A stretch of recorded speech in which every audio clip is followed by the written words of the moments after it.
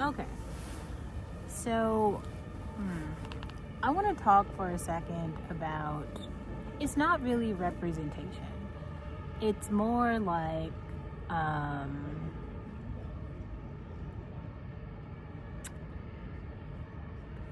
taking the fall. Who chooses like who takes the fall and why and what it means. So I feel like we have some very clear examples of this. Most notably, whatever's happening with Issa Rae and the other girl who has the show Amanda's something her. How there's like beef with them, and then everyone's watching how everyone is reacting to each side of that. That's one part. And then there's like P. Diddy, right? And you have Kanye West side of the story, like, yeah, they're trying to hold a black man down.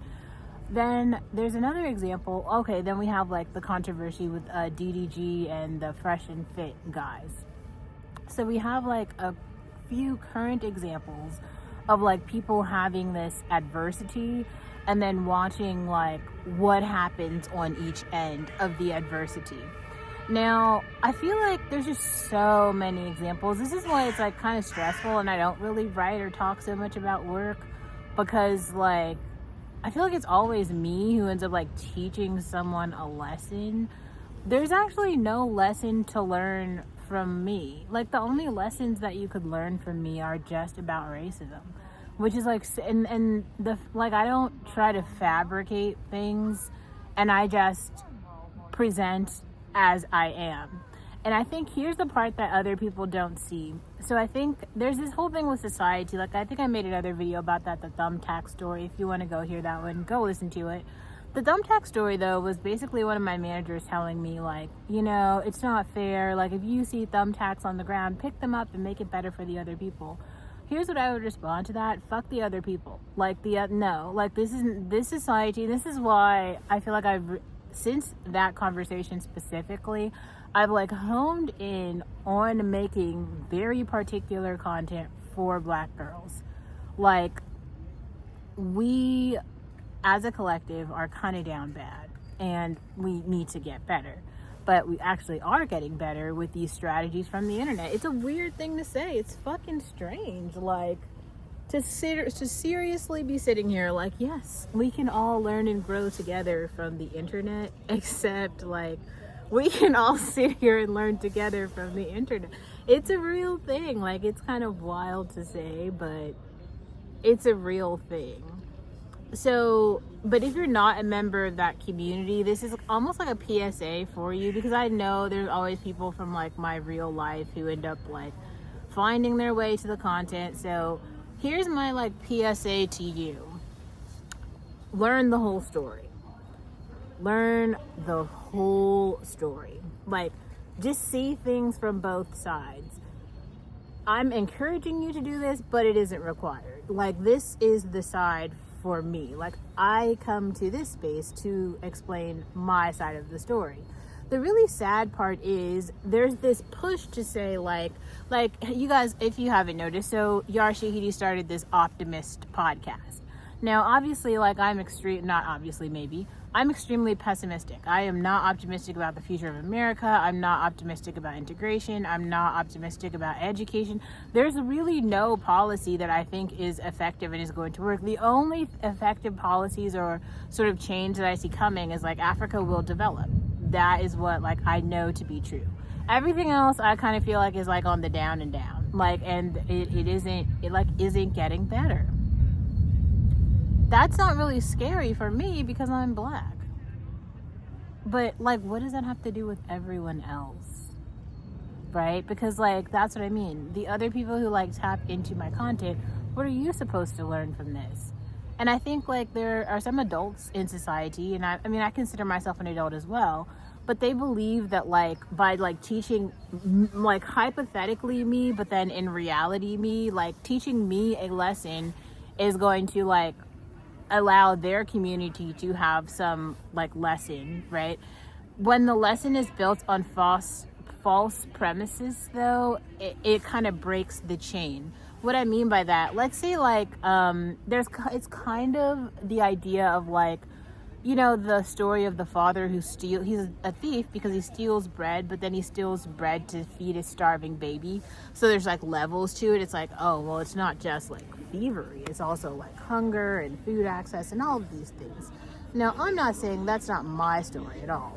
It's just more like there's like levels to the complexity of kind of the way the story is being told.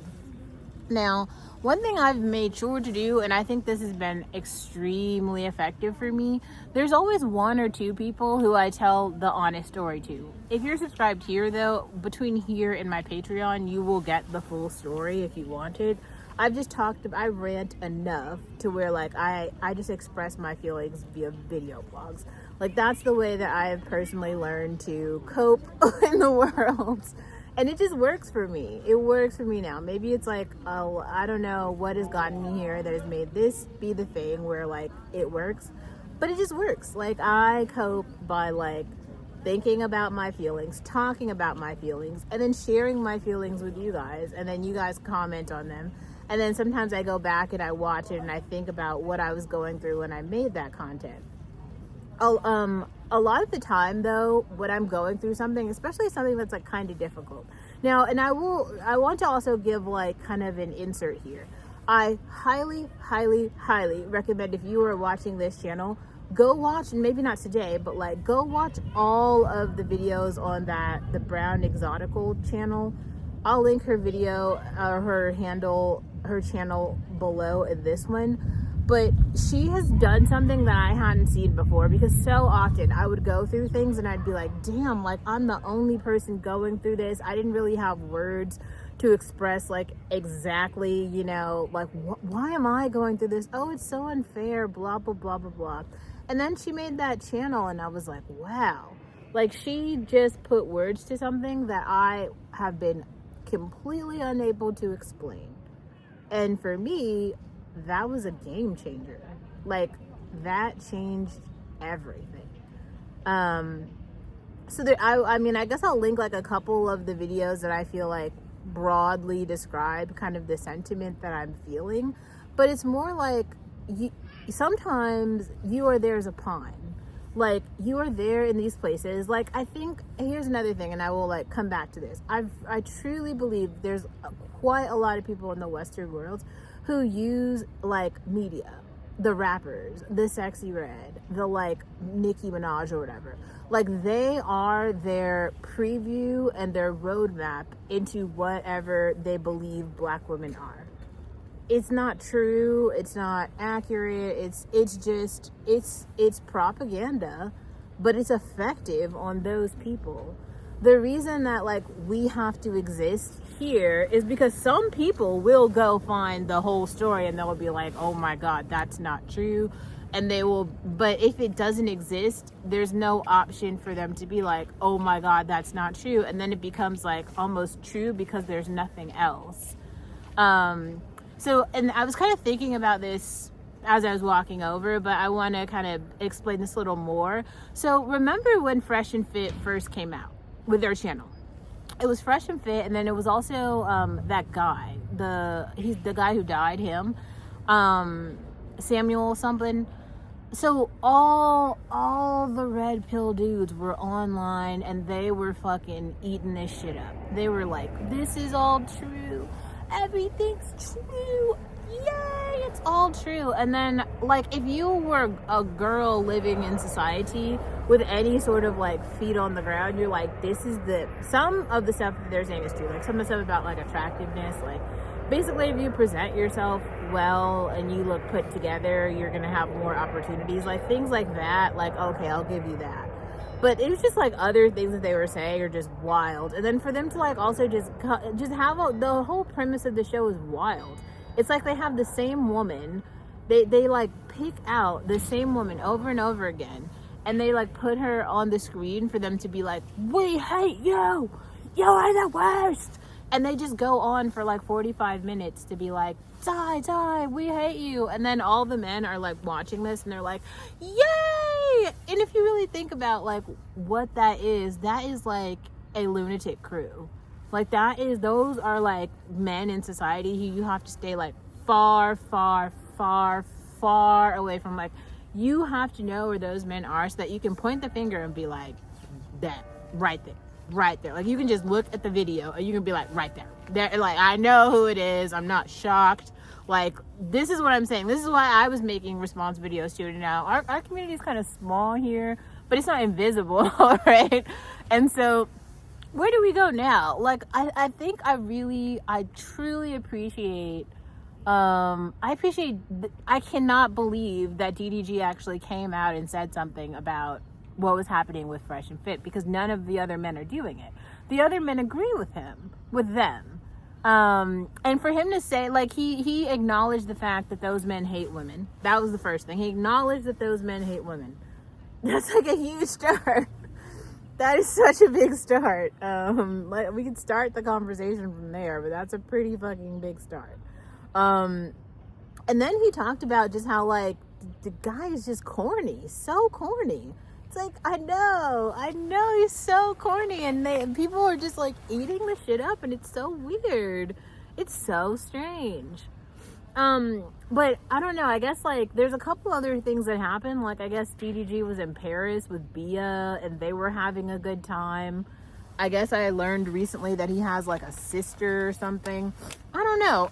My point being, I think that if you are male and you follow this channel, you should probably not only like go follow his channel, but probably like just interact with it in some way. Like, not in some way. I mean, you have thoughts about like whatever the fuck he's saying, because like what he is producing is like outside of the status quo. And the weird part about it is, like, it doesn't fit into, like, the Sexy Red narrative. It doesn't fit into, you know, it doesn't fit into the Nicki Minaj narrative. It also doesn't fit into the, like, Kai Cenat narrative. He just literally seems like a straight, black, normal dude who probably maybe is a little bit Christian. Like, but he's not pushing religion. And, like, he's just like a normal dude, like in the same way that I'm like a normal girl. Like, there's not that many of us, because like American society does everything it can to like dehumanize black people. And so a majority of white consumers all over America, they don't even know that like we exist. Like, we don't need like a TV show about us. You can just watch our YouTube channels. You know what I'm saying? Like, all those people are weird. And I'm just saying, if you want to stay out of the weird circles, like, you do have to keep your foot on the ground with like the normal people, which is why I continue to say, like, I really think you should go follow Kenya's Patreon. I feel like the way that her thoughts have developed over time, she paints a very clear picture of like her opinions on things, and it's just refreshing to hear that. Like, we need to hear that.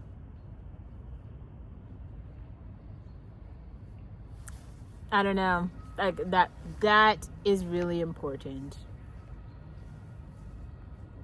Yeah, I don't know. That's actually kind of my first thought. There's a couple other things I think I want to unpack while I'm here.